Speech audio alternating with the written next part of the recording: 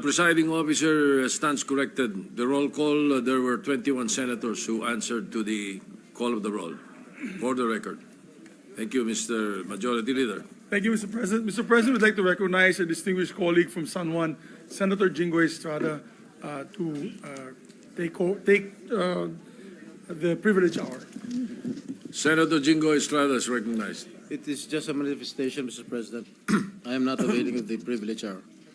Mr. President, I cannot, in good conscience, let the remarks made earlier by our colleague, Senator Francis Pangilinan, during the Blue Ribbon Committee pass without rebuttal. His comments, while not naming us directly, were laced with insinuations, clearly aimed at me and former Senator Bong Revilla, and the legal ordeals I have already faced.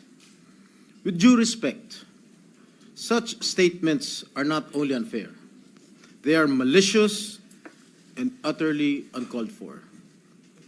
Mr. President, let me put on record. Hinarap ko po ang mga kasong isinampa sa akin. Dumaan ako sa mahabang panahon ng paglilitis, pagkakakulong, at pati na ang mabigat na stigma na idinulot nito. Hindi lamang sa akin, kundi maging sa mga miyembro ng aking pamilya na taon ding nagtiis ng pangungutya, pangmamaliit at panghusga.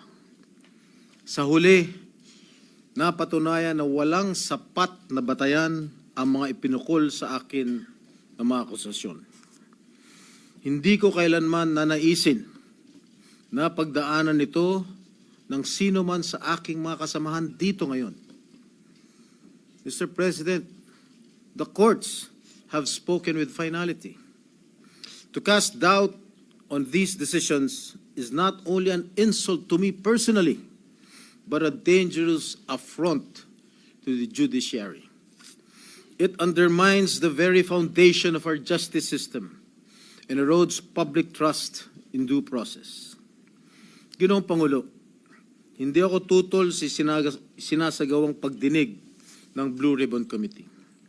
Ngunit, hindi ko pahihintulutan na ang kasalukuyang issue ay gamitin upang idikit muli sa akin ang mga maling paratang at sadyang impluwensyahan ang opinyon ng publiko. Ang mga kasong may kinalaman sa PDAF ay naresolba na ng korte matapos ang masusing proseso ng batas. To insinuate otherwise is nothing less than an attempt to rewrite history and to malign the integrity of the judicial process. I urge my colleagues to exercise prudence, fairness, and much of all, respect. I too deserve to be heard and to defend myself, whether in this august chamber or before any court of law. I am more than ready to dismantle the baseless lies being peddled in the Blue Ribbon Committee, come hell or high water. And I will not allow discredited narratives to be weaponized for political grandstanding. I will not allow my honor, hard-earned and vindicated by the courts, to be sullied by careless remarks. And I hope the committee, the Blue Ribbon Committee, will expunge from the record such malicious and unwarranted remarks that serve no purpose but to malign and mislead. Thank you, Mr. President. Thank you, Senator Serrano. Majority Leader. Senator Francis Pangilinan is recognized. Thank you, Mr. President. Just a very quick manifestation. For the record, there was no intention of maligning any individual.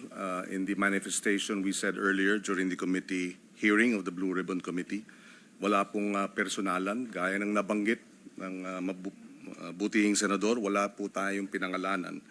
Humihingi tayo ng unawa dahil bago pa nung hearing na yon, tayo po ay humurap sa judiciary At doon din na tinalakay at pinag-usapan ang problema ng conviction rates, particular ng Sandigan Bayan. 47% ang conviction rates ng Sandigan Bayan. Ibig sabihin, sa bawat dalawang kaso, isa absuelto. That was the context, Mr. President, of our manifestation earlier. There was no intention of maligning any senator with that manifestation. For the record, Mr. President, and again, humihingi tayo ng unawa kay Senator Jinggoy Estrada. Wala pong personalan yung ating earlier manifestation. I hope he will understand. Thank you, Senator Francis Pangilinan. President, Yes, if I you may. may respond. Ang sabi po ni Senator Pangilinan, wala ho siyang binanggit na pangalan.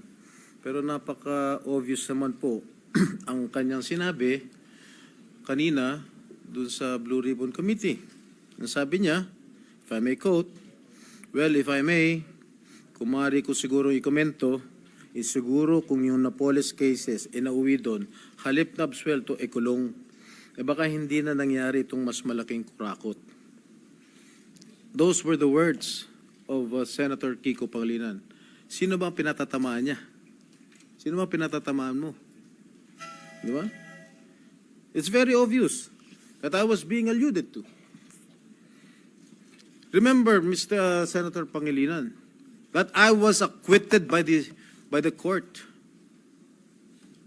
Are you questioning the decision of the court acquitting this representation? You're a lawyer. I'm not. You shouldn't be talking that way. You are undermining the judicial process in our country. You being a member of the bar.